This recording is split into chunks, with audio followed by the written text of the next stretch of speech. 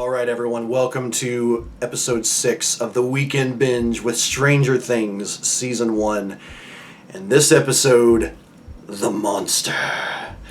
Where, really any of the episodes could have been called The Monster, but this is the one where we really start to see more of it. And, this is, interestingly enough, one of the, shorter cold opens that we have. Again, it's like, it doesn't happen super often. It's kind of a 50-50 thing almost. I'm rambling again. But in the cold open, we find Jonathan, it's like he's looking for Nancy because he has no idea where she is. He has no idea that there's an opening in a tree.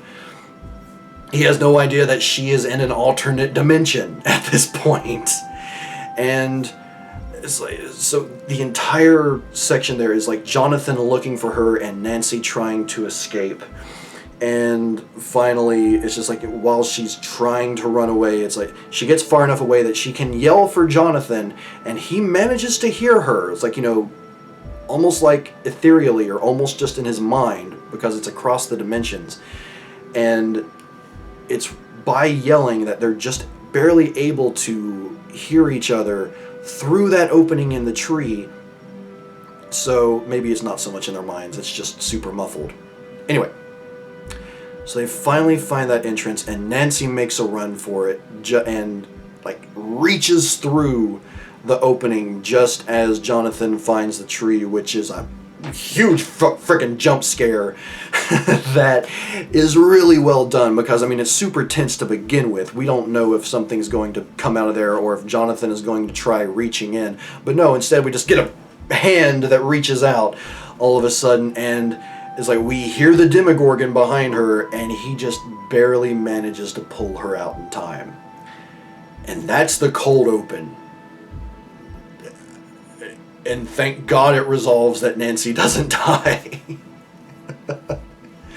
I do want to say one thing. It's in regard to Nancy. I know in previous episodes I've mentioned that she just kind of annoys me, or she really just falls into sort of that stereotypical, teenage girl trope and all that.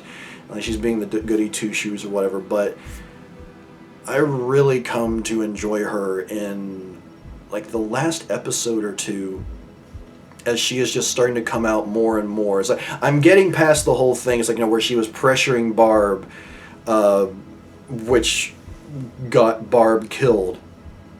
But she's moving on from that. It's an unfortunate sort of fridging kind of deal. Whereas, usually it's the death of a loved one, for a guy, the death of his fiance or his wife dies. It's and that motivates the character to become better and stronger and find, to seek justice. So it is sort of an unfortunate version of that where Barb had to die in order for Nancy to get her head out of her ass. So, but yeah, overall, it's it does at this point really get us on the road of seeing Nancy as more than just this spoiled girl. It's she's coming to be, a badass, and she just came face to not face. Or no, wait, no, it did open its mouth or whatever. So technically face to face with the Demogorgon. So yeah, able to look over a lot of that. But that's the cold open. Let's get into the meat of the episode. So, one of the big things, and I get so much whiplash in this episode with this character, Steve. So, we see Steve and his friends, and they're driving up to the Wheeler's house because Steve wants to check in on Nancy. As usual, Carol and Tommy are being themselves, aka the worst people in existence. But Steve is legitimately concerned. He is very worried about Nancy. We're seeing that he does care for her. He's an idiot and he's a jerk, but he does, like, we see signs that, he does legitimately care for this girl. He isn't just trying to hook up with her. He isn't just, he's not just trying to hook up with her. He cares about her. Then he sees Jonathan comforting Nancy. And this is where the whiplash kicks in. Not until later in the episode, but where it was literally just Jonathan comforting Nancy after the trauma that she just went through, the traumatizing event of almost dying by a monster. Steve sees it as, oh, she lied to me so she could hook up with the freak. Or I can't remember if that's one of the words that they use for Jonathan or not, but I mean it's heavily implied in everything they say. So, yeah. But more on that here in a little bit when we get back around to Jonathan and Nancy. But what happens next? I want to focus on Hopper and Joyce. And for the most part, not a lot happens with them. We see Hopper explaining, everything he knows. It's like everything he knows to Joyce, and like her kind of asking him to repeat it just to, I guess, make sure everything is sinking in, because she had just spent the entire previous day doubting everything that she thought had been actually going on, until Hopper literally just told her at the end of the previous episode that she was right the whole time. So yeah. But in that, he starts talking about what he sees, or what he saw in the lab, including the drawing, and that it might be a different kid. And he realizes, oh my God, one of the guys that was at Benny's told me that they saw this kid with really short cut hair. What if, or to quote Hop, what if this whole time I've been looking for Will, or what if this whole time that I've been looking for Will, I've been chasing some other kid? And so it's at this point he realizes, like, without knowing who L is, or knowing who 11 is, he realizes that something bigger is going on. And he recalls the, like, some of the things he saw in the microfiche, including Terry Ives, the woman who says that, her daughter was taken away from her, and while Terry was, put through these experiments with LSD and various other drugs. So they hunt her down, and Terry is catatonic, living with her sister, like actually catatonic. Like she's able to look around, but she doesn't say anything. She doesn't really seem to be paying attention to anything. And the information we do get is from Terry's sister. And even though Terry says that, the doctor, the lab took her daughter, her sister is under the impression that Terry miscarried in the 3rd trimester. So she thinks that, Terry is, in addition to being catatonic, just crazy. She believes what the doctors told her. She believes what, the lab told her, which that makes me sound like a conspiracy theorist. But in the case of this show, it's true. But yeah, it's not a whole lot goes on with Joyce and Hopper, but we do get, I guess, more information as to where 11 came from. And I was admittedly a little bit disappointed by the fact that we don't see anything from Terry. It's like, I was hoping that there would just be this, like, maybe a moment of clarity where they're mentioning Jane, or just talking about everything that's going on, that, like, Terry might, stare at something, or like her eyes would widen. Something would happen, but nothing did. And maybe in the long run that's for the best, because, like, if she's basically catatonic, it makes sense that she would stay in that state. I guess it was just me hoping for not even a jump scare, really, just something to happen. Because I guess that's the one negative thing about... Well, I can't really think of any others at this point, but like one negative aspect of this episode is that with Joyce and Hopper, nothing really happens. Again, they find out more information, but nothing happens with them other than them finding that info. So yeah, there's that. But next we have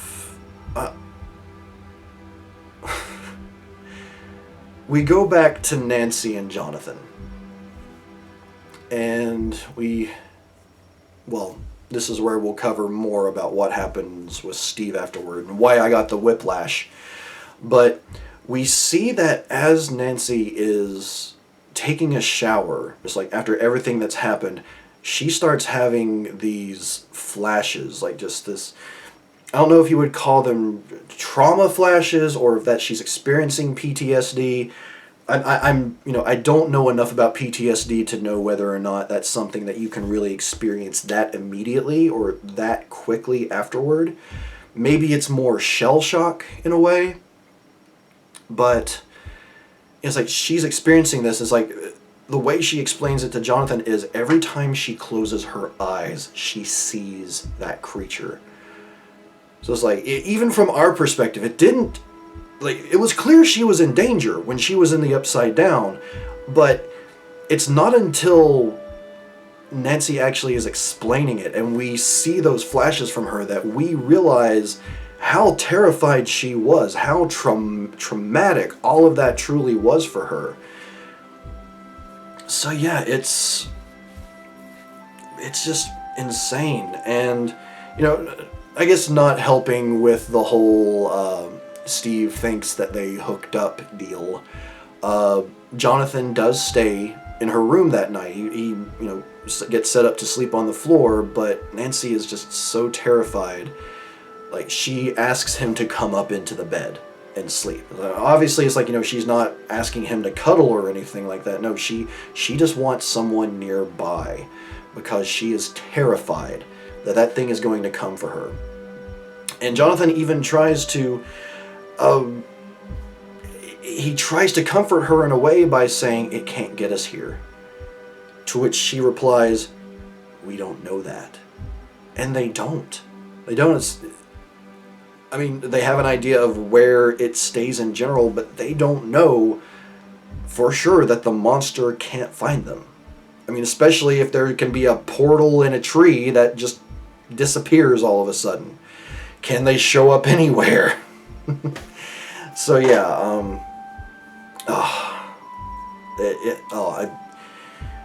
I try my best to just kind of like try and imagine what the character Nancy is experiencing at that point, and it's just so hard because I've never experienced trauma like that. But it really doesn't get any better as the episode goes along, unfortunately. Long story short, she decides that she wants to find it again. She wants to find Barbara if she's alive. And she has this theory because she is super smart, but she sees this thing, the monster, as a predator. That it's like an animal because it even took that deer. It smelled the blood. And I don't know if she makes the connection with Barbara or not since she had been bleeding, but it's like predators, like sharks are able to detect blood from however long away or however far away in the water.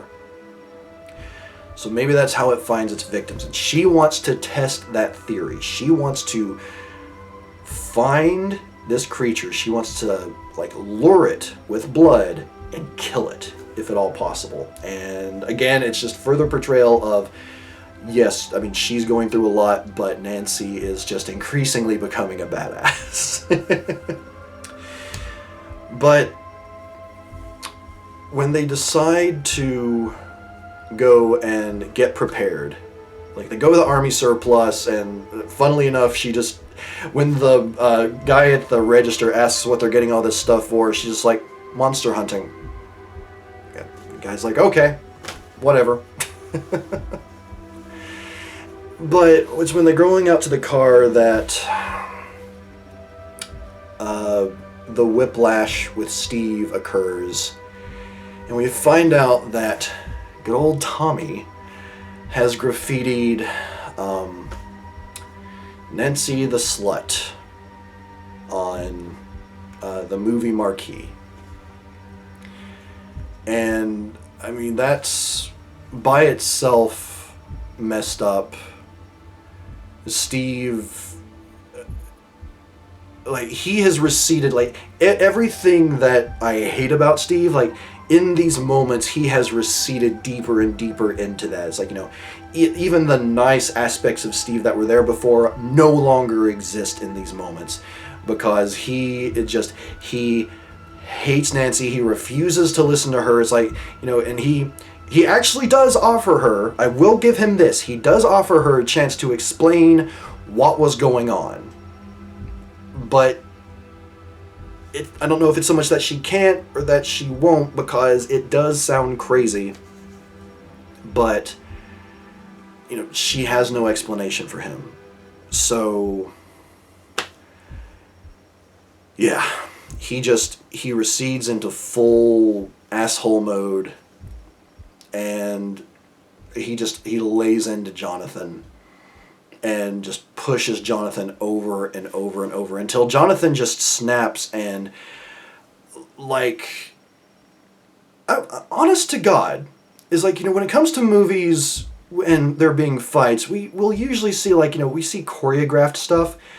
What we see here between Jonathan and Steve is probably one of the more realistic looking fights between two teenagers that's been put into a movie.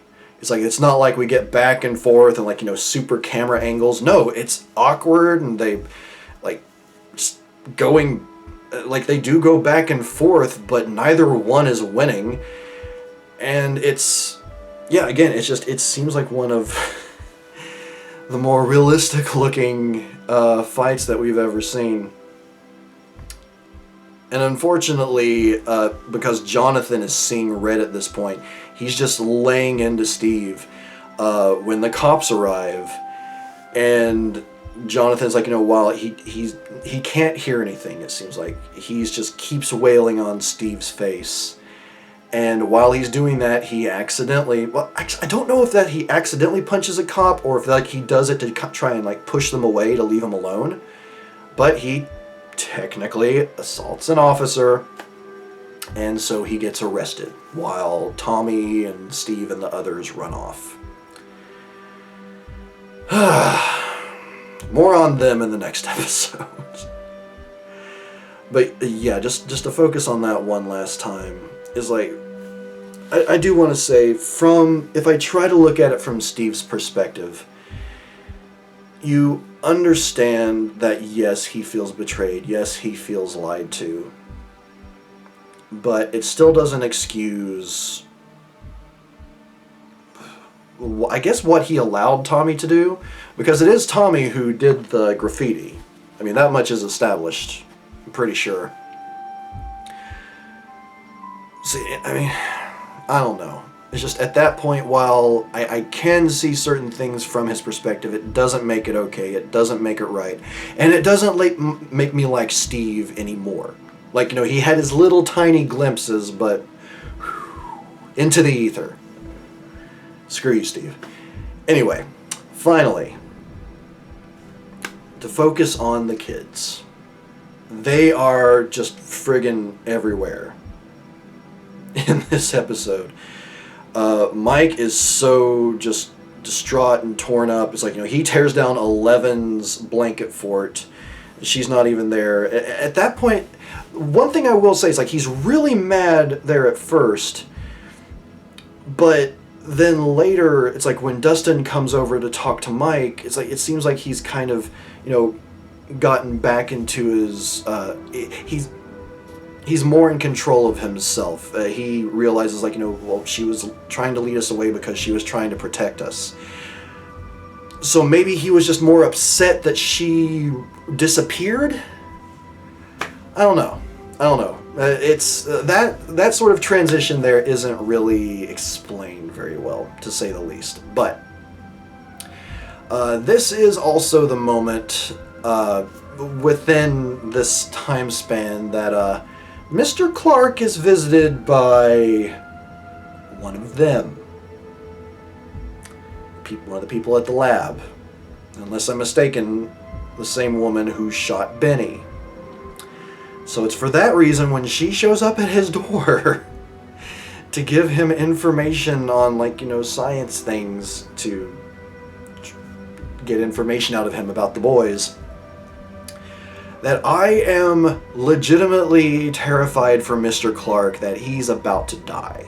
Thankfully, he does not. Thankfully, he does not.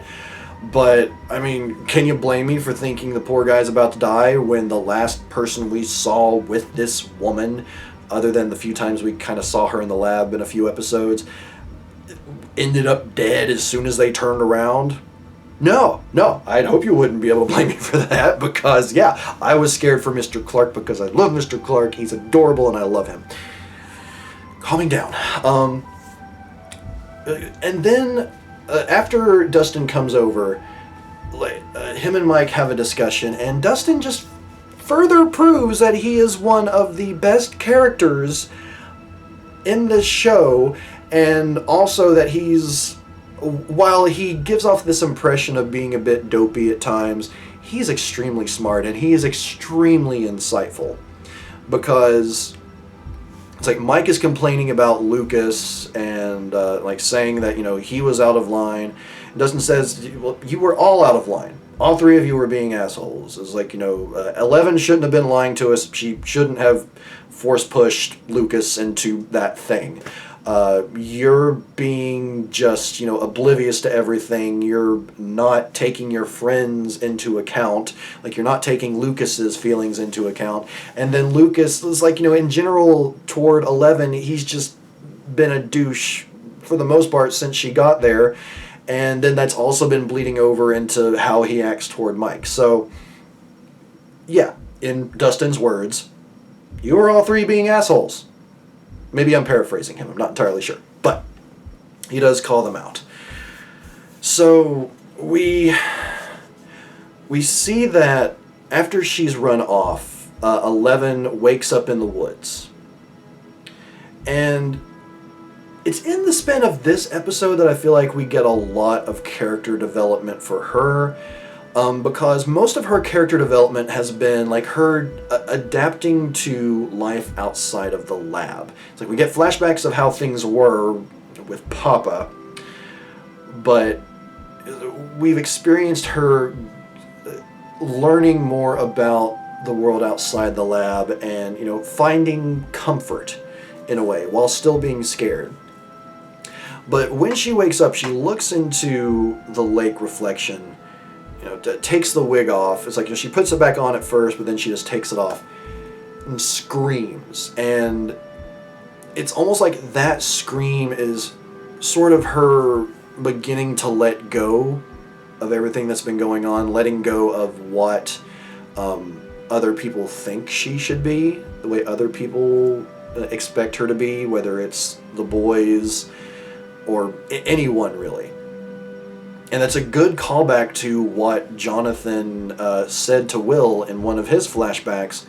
And very much paraphrasing because I don't have it here in front of me, but it's like, you know, you shouldn't like things just because other people say you should.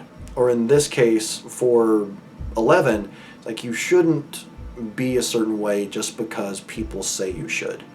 So it's like everyone's been expecting 11 to be a certain way. It's like Lucas expects her to betray them, and as soon as something like just seems to go wrong or she's trying to protect them, like he just goes off on her. It's like Mike expects her to be a certain way. It's hard to explain, but again, just to try and too long didn't read it. In that scream, she lets go and just decides to stand up for herself. I think that's the best way to put it. And back to her here in just a moment. But the boys get back together, and Dustin has convinced Mike that, an apology needs to be made. And since Mike drew first blood, he pushed Lucas first. It's like he has to be the one to offer his hand, do a handshake and make things good. Because at least in this world's universe, that makes things better. But Mike and Lucas are being extremely stubborn in that Lucas says, okay, we're going to go find Will, but only us. Like, the freak has to... I don't know why I'm saying that. I don't think he even uses that word. But it's like, 11 can't be there. But Mike, he insists that 11 needs to be there. She's part of the group.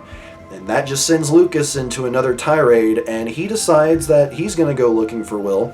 He's going to follow the compasses, and he's going to go find him himself.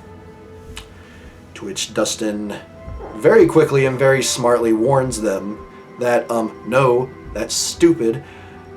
Recalling one of their D&D campaigns where they got separated and they got picked off because they were not at full power in their full numbers.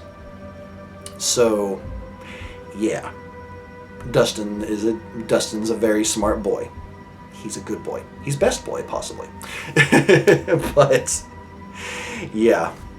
So, again, it's like Lucas just decides to go off by himself, and then we see 11 again, and we get to see one of her adventures where she goes into a grocery store by herself, drawing a lot of attention,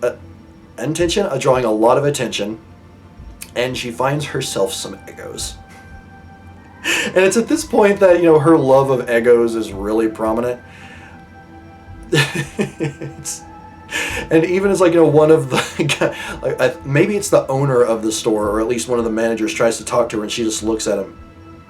Mouth breather. So, again, it's at this point that, 11 is in it for herself. She has decided that she's going to do what she wants, and no one's going to stand in her way. And considering what all she's been through, not only through this series, but before this series and the flashbacks, more power to her. You do you, girl. But it's after that we flash back to Dustin and Mike, and Dustin explains to Mike, shows Mike the light in explaining that Lucas is jealous of 11.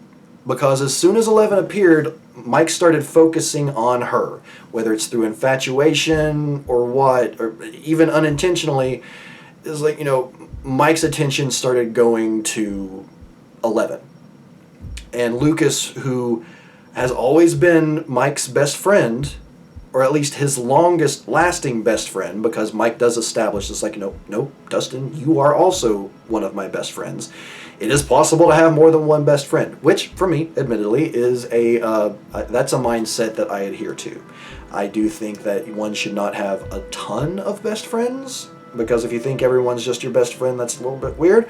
But if you have a close-knit group, I very much agree that, you can have more than just one best friend. You can have multiple besties, shall we say. But it's at that point that, Mike sort of realizes what's going on and why Lucas is acting the way he is. And it does explain it, from my perspective, because I have been harsh, at least, in my head, against Lucas, just because it seems like he's being he's unnecessarily being such a jerk toward 11, but that does help explain it. Doesn't excuse it, but it helps explain it a bit more. But unfortunately, it's at this point that the bullies find the boys, at this point just Mike and Dustin, and I don't even want to go into that, because while I never experienced anything quite like that from a bully growing up, I know how bad some of them can be, especially some of the more violent and criminally minded ones, some of which I grew up with. But this brings us to one of the honestly best moments. Is like Troy is threatening to cut up Dustin if Mike doesn't, take a leap into the water. And even the other bullies just kind of like, Troy, this, maybe we shouldn't be doing this, because even he knows, it's like, if you fall from that height, you're not just going to get wet, you're going to die. So, but Mike is like, he wants to keep Dustin safe. He doesn't want Dustin to be hurt. So he plays along and he jumps. Thank God 11 comes along. And just in a moment of pure badassness, is like, not only does she catch Mike in thin air, bring him back to land, but she just is walking toward them with this "I will murder you" stare on her face. Pushes the other kid back. Like, again, it's like, even unlike the Force, like, she doesn't raise her hand. It's just like she stares, and just all of a sudden the kid flies back, and then Troy starts to say something, but then all of a sudden she just like glances at him, and his hand, like, you hear the bones snap, and it's just like, ha. And again, it's on one hand, it's like, that's kind of a horrible thing to happen, but at the same time, screw you, bully. You had that coming to you. And it's just such an amazing, amazing scene. And that leads to the best line of this entire episode. Not necessarily of the entire season, but the best line of the episode. "She's our friend and she's crazy!" As the bullies are running away, and Dustin is just elated to see 11. And it's after that, while 11 is just sort of recovering from the energy she just unleashed, that we see that it is her who opened the gate. She's the one who opened the gate, because when she made contact with the Demogorgon, that's when just like all the energy just went haywire, and that's what unleashed everything in the lab. It unleashed the Demogorgon. That's basically the most recent event that occurred to 11 up until the show actually started. Which, as far as I can tell, is actually just like possibly mere minutes before that opening, cold open with the scientist running away. Probably was. And it's at this point where it's...